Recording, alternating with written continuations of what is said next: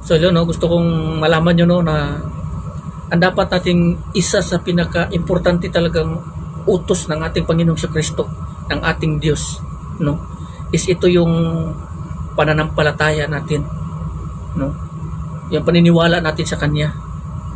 Kasi maraming mga tao, no, na nagsasabi, no, na sumasampalataya sa ating Panginoon pero malayo sa gawa, no, hanggang salita lamang.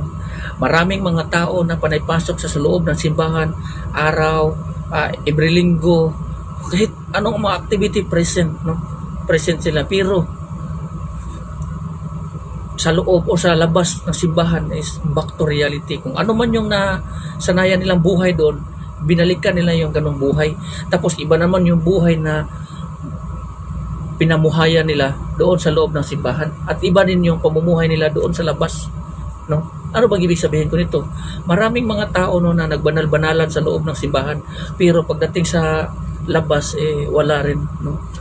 Marami sa atin, no, na gusto talaga or na tayo ay makatanggap ng mga panalangin sa ating Panginoon or blessing or grace or grasya, di ba? Gusto ko malaman yun, no. Maraming mga tao na mahirap, no, mahirap. Yang mga bagay na yan, hindi talaga nawawala yan kahit sa ang sulok yan. May mga pulubi. Gusto kong malaman nyo, especially sa mga Kristiyano, sa mga taong nagbabanal-banalan, no, sa loob ng simbahan, no, na panay pray, panay samba, panay ganito, ganyan, puri sa Panginoon, pero yung puso malayo. Makakita lang sila ng mga pulubi, hindi nila tinutulungan yan or binibigyan ng mga ganitong bagay. Minsan binibigyan nila yan, may mga taong mag-aabot ng tulong yan, pero yung sa puso at isip nila para lamang sila makita ng mga tao. Ano yun? Hypocrisy yun, no? Siguro yung sarili mo malilinlang mo, pero ang Panginoon hindi mo magagawa yan. Maraming mga tao gumagawa yan. Tutulong ka kunwari, bababot ka ng tulong, pero yung puso at isip mo, may nakakita sa akin para makita ako sa mga tao, para makita sa mga tao na ako ay mabait, tumutulong ako, ganito, ganyan. Itong mga bagay na ito yung mga bagay, no, na tinatago natin sa sarili natin, pero hindi yan natatago sa Panginoon. Kasi ang sinabi ng ating Panginoon dito, lahat ng bagay sa mundong ito ay hayag sa harapan ng ating Panginoon. Lahat nakikita ng Diyos at walang natatago. Bilang isang Kristiyano, responsibility natin, no, ang pagbigay ng tulong sa iba, no. Ito yung utos ng ating Panginoon, 'di ba? Kung magbigay ka ng tulong sa mga pulubi dito sa Matthew chapter 6, 'di ba? Kung magbibigay ka ng tulong sa isang tao nangangailangan, kung maaari, hindi nakakaalam yung kaliwang kamay mo kung ano yung ginagawa, kung ano ang ginagawa ng iyong kanang kamay. At dahil sa ganitong ginagawa mo, ang Diyos na tumitingin sa iyo or tumitingin sa iyong ginagawa ay siyang gaganti sa iyo. 'Di ba? Anong ibig sabihin ng kaliwang kamay na dapat hindi niya malalaman kung ano ang ginagawa ng kanang kamay? Sino yung kaliwang kamay? Yun yung mga taong malapit sa iyo. Pamilya mo, anak mo, kapatid mo, barkada mo, kahit sinong tao. Tutulong ka sa isang tao. Tumulong ka sa mga taong nangangailangan, magbigay ka sa mga taong nangangailangan kung maaari. Hindi alam ng mga tao na malapit sa iyo, kundi ikaw lamang at ang Diyos yung nakakaalam niyan, at saka yung taong binibigyan mo. Kasi maraming mga tao ngayon na mga hypocrites, nagbibigay ng tulong pero napapakita ng video at saka picture, ginagawa pa ng vlog sa iba at pinupuri ng iba na mabait ito si Kuan, ganito, ganyan. Gusto kong malaman ninyo, ang sinasabi dito sa ating kasulatan, ang sabi dito ng ating Panginoon, natanggap na nila ang kanilang ganti, no? Natanggap na nila ang kanilang reward. Ngayon, kung natanggap na, pagharap mo sa Panginoon, wala ka na. Kasi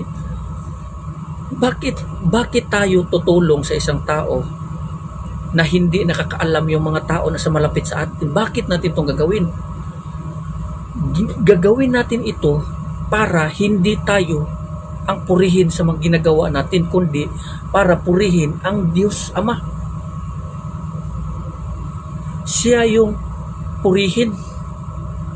Kasi kung tutulong ka sa isang tao, magbibigay ka ng tulong sa isang taong nangangailangan, alam ng mga tao na yun kasi pinaalam mo, ganito, ganyan, pinapakita mo na ganito, ganyan. Ang mga tao na yan, magpupuri sa iyo. Kung ang mga tao magpupuri sa iyo, ang Panginoon hindi na napupuri. Dahil ang mga tao hindi sa Panginoon nagpupuri, kundi sa iyo. Kung yung mga pagpupuri na yan ay tinatanggap mo sa puso mo, maniwala ka sa akin o hindi, mabubuhay dyan yung hypocrisy, yung pagiging Diyos-Diyosan, no? Dinidiyos mo na yung sarili mo. Kaya nga, ang sinasabi ng ating Panginoong Hesukristo dito sa may Revelation, di ba? Sabi ng ating Panginoon, hindi nyo alam ang mga sekreto ni Satanas. Hindi nyo alam, no, na mahirap intindihin na mga sekreto ni Satanas. Ito yung mga bagay na ito na kahit yung sarili mo, nililinlang niya. Nililinlang niya sarili mo, papaniwalain ka sa mga bagay na ito, ganito, ganyan. Pero sa harapan ng Panginoon, you are sinner. Kahit pa nagbibigay ka ng tulong sa iba, pagdating ng araw, wala kang matatanggap na reward. Ayon nga sinasabi ng ating Panginoon, kung ano man yung meron sa Kanya, kukunin pa yun. Kahit nakatiting na meron sa Kanya, babawiin pa sa Kanya at ibibigay doon sa mas may marami pa. Yung mga panalangin sana sa iyo, yung mga blessing sana sa iyo, na para sa iyo, kinukuha yun at ibinibigay doon sa mga tao na walang ibang ginagawa kundi para purihin ang Panginoon. Di gaya ng ginagawa mo na gumagawa ka ng isang bagay na ito para ka lang purihin. Tingnan mo yung mga tao gumagawa ng mga social experiment. Sa tingin nila itong ay isang magandang halimbawa, magandang gawain. Pero ang katotohanan nito, you commit sin against God. No? Hindi nyo lang alam kung ano ang katotohanan patungkol sa salita ng Panginoon at sa kalooban ng Diyos. Gusto kong malaman nyo na sinasabi ng ating Panginoon dito ni Pablo, ang bawat kasalanan, ang kabayaran yan, kamatayan. No? So ganyan ang mangyayari sa tao.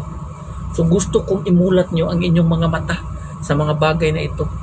Kasi minsan lang ang kasalanan. Pag yan ay dadapo sa isang tao, parang kadina yan na hindi mo mapuputol yan. Isa lamang ang makaputol yan, repentance. No? Ang Panginoong Hesukristo lamang yung makakaputol yan at wala nang iba. Ganyan ang mangyayari sa atin. No?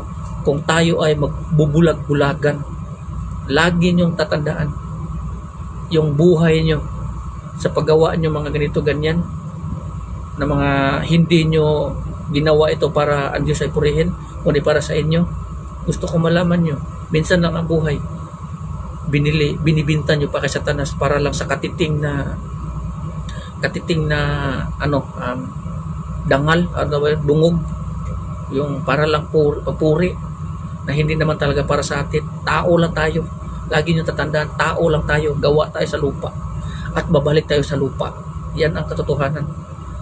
Ginagawa at gagawin natin ang isang bagay hindi para sa ating sarili kundi para sa Diyos. Para ang Diyos ay purihin, hindi para sa atin. Kung ang mga papuri na para sa Diyos ay inaangkin natin, tayo ay magnanakaw ng mga papuri na hindi naman karapat dapat sa atin kundi para sa ating Panginoon. Yan ang katotohanan. So hanggang dito na lang, no. Maraming salamat and God bless everyone. Amen.